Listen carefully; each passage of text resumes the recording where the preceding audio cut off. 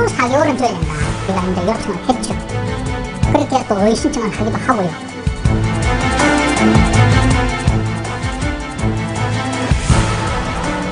오는 2015년까지 전국의 모든 어선에 위치 발신 장치가 의무 장착됩니다.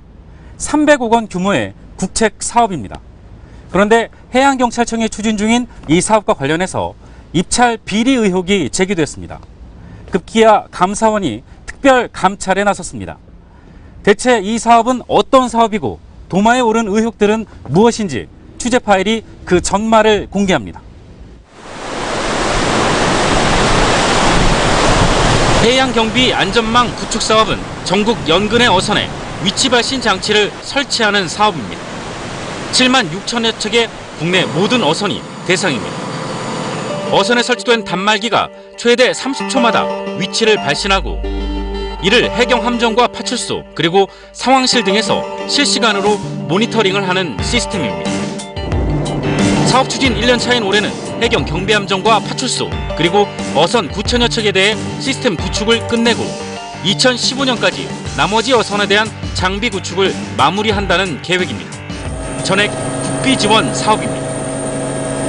해경이 내세운 사업 목적은 크게 3가지.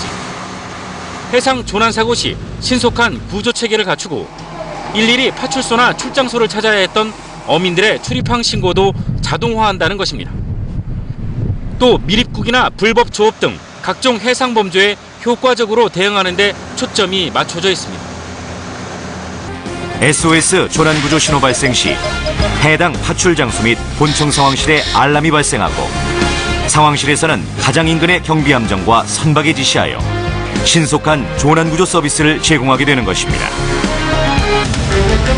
선박에 RFID 단말기가 부착되면 선박 출입항 시 신고 승인이 자동으로 처리되는 것입니다.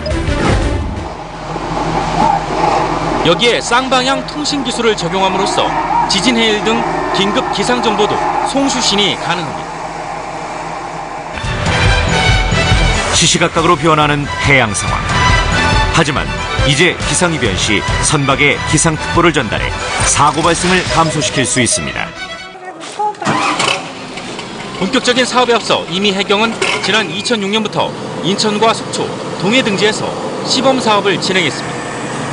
취재진은 이 가운데 동해 지역을 찾아 직접 운영 실태를 살펴봤습니다.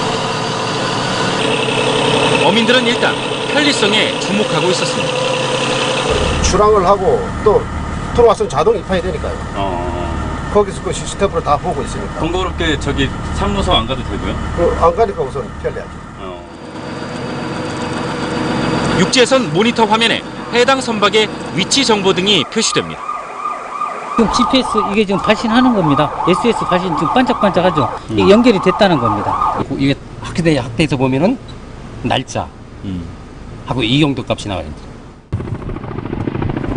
이 사업을 위해 해경은 지난해 기획단을 발족시킨 데 이어 올 2월부터는 TF팀을 꾸리고 본격적인 사업 준비에 들어갔습니다. 그리고 3월 24일 입찰 공고를 냈습니다.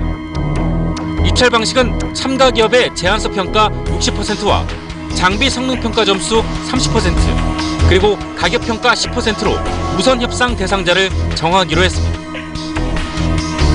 그런데 업체들에 주어진 입찰 기한은 21일.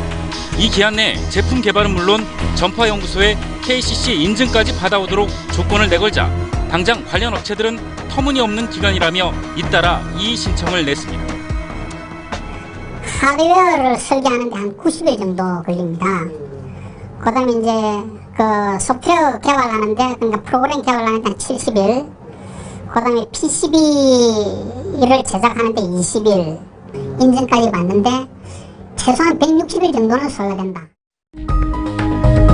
결국 입찰 기한은 10일이 연장됐지만 업체들은 31일조차 턱없이 짧은 시간이라며 하나둘 입찰 참여를 포기했습니다. 해경이 그 5, 6개월 소요된다. 이건 불공정한 입찰이다. 이렇게 해서 많은 그 문제 제기를 했음에도 불구하고 이렇게 한 달 남짓 이렇게 입찰이 강행이 됐습니다. 그때 해경에서 반응은 뭐였습니까? 연말까지 이 사업을 완료해야 되기 때문에 어떤 긴급 공고로 불가피하게 제행할 수밖에 없다. 그게 이유였습니다. 취재팀은 정보통신기기를 인증받는 데 걸리는 기간을 확인하기 위해 직접 전파연구소를 찾았습니다. 인증 신청하고 최종 결과 받기까지 보통 얼마나 걸려요? 시간이? 그거는 이제 시험은 지금 20일 정도, 20일인가 25일인가 저희 지정시간에 사이 저희는 시험을 안 하죠. 5일 이내에 인증을 해주고 있어요. 서류 검토해서. 이 과정을 거쳐서 받는 것이 바로 KCC 인증. 정리해보면 한 업체가 KCC 인증을 받는 데만 꼬박 한 달 정도가 걸린다는 겁니다. 실제 업체에서 확인한 서류들도 마찬가지였습니다.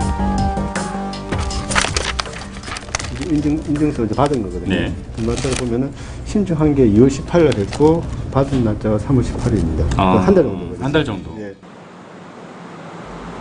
하지만 해경은 업체들이 필요한 시간을 충분히 고려했다고 말합니다.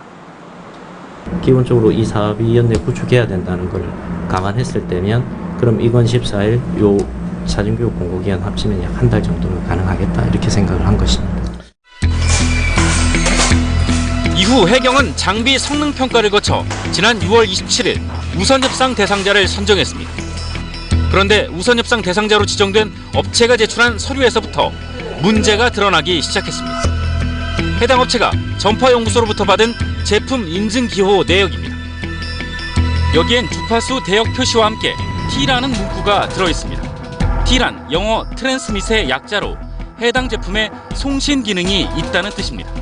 하지만 해양경비 안전망 사업은 쌍방향 통신이기 때문에 인증기호에 수신 기능을 가리키는 리시브의 약자인 R 기호도 함께 있어야 하는데 빠져 있습니다. 서류상으로만 보면 수신 기능은 빠져 있다는 겁니다. 해경은 우선협상 대상자를 선정한 뒤에야 이 문제를 인식했습니다. 우리 감사 중에 이런 부분이 밝혀져 가지고 그래서 저도 지금 그 부분에 대해서는 정말 T니 R이니 그런 부분을 솔직히 진짜 몰랐습니다. 해당 업체는 실수였다고 해명합니다. 저희 미스라고 생각합니다. 실질적으로 모든 기능은 송출에 의해서 이루어지고 있습니다. 이루어지고 있는데 수신 부분에 대한 특별한 어떤 자동이라고 기본적으로 생각했는데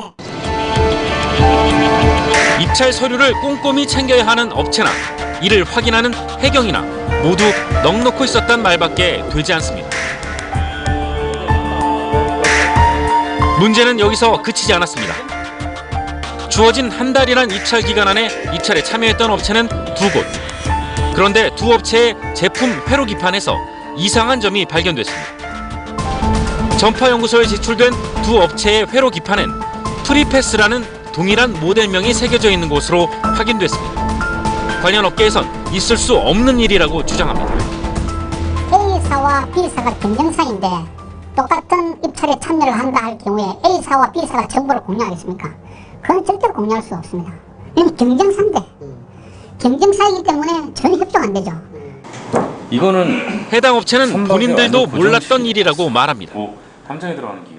저희들도 이제 이 RF 모듈은 저희 협력업체로 공급받습니다. 공급받아서 저희들이 하는 과정이 있었기 때문에 사실은 제가 저도 깜짝 놀랐습니다. 그건. 지금 협력업체를 통해서 제가 좀 그 부분을 강하게 이야기하고 있습니다.